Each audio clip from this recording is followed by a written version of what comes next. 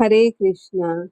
ದೇವರು ಗರ್ಭದಲ್ಲಿ ಬಂದ ಕ್ಷಣ ಅಯೋಧ್ಯೆಯ ಅರಮನೆಯಲ್ಲಿ ಯಾಗದಿಂದ ಬಂದ ದಿವ್ಯ ಪಾಯಸವನ್ನು ಭಕ್ತಿಯಿಂದ ಸ್ವೀಕರಿಸಿದ ನಂತರ ಕೌಸಲ್ಯೆ, ಕೈಕೇಯಿ, ಸುಮಿತ್ರೆ ಅವರ ಜೀವನದಲ್ಲಿ ನಿಧಾನವಾಗಿ ಒಂದು ಅದ್ಭುತ ಬದಲಾವಣೆ ಶುರುವಾಯಿತು.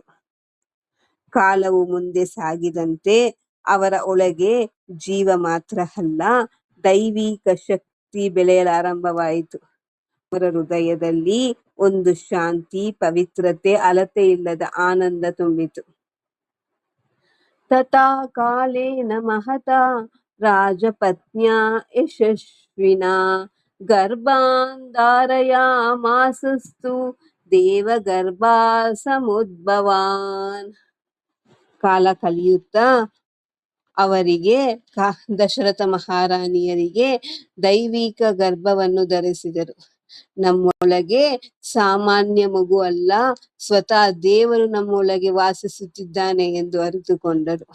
ಕೌಸಲ್ಯಗೆ ಒಂದು ಅದ್ಭುತ ಪ್ರಕಾಶವನ್ನು ಅನುಭವಿಸಿದರು. ಕೈಕೇಯಿ ಅದ್ಭುತ ಸಂತೋಷದಿಂದ ತುಂಬಿದರು. ಸುಮಿತ್ರೆ ತನ್ನೊಳಗೆ ದ್ವಿಗುಣ ಶಕ್ತಿಯನ್ನು ಅನುಭವಿಸಿದರು. ಅವರು ನಿಧಾನವಾಗಿ ಅರಿತುಕೊಂಡರು, ನಾವು ಕೇವಲ ಮಕ್ಕಳನ್ನು ಹೊತ್ತಿಲ್ಲ, ನಾವು ಲೋಕವನ್ನು ಬದಲಿಸುವ ದೈವವನ್ನು ಹೊತ್ತಿದ್ದೇವೆ ಎಂದು.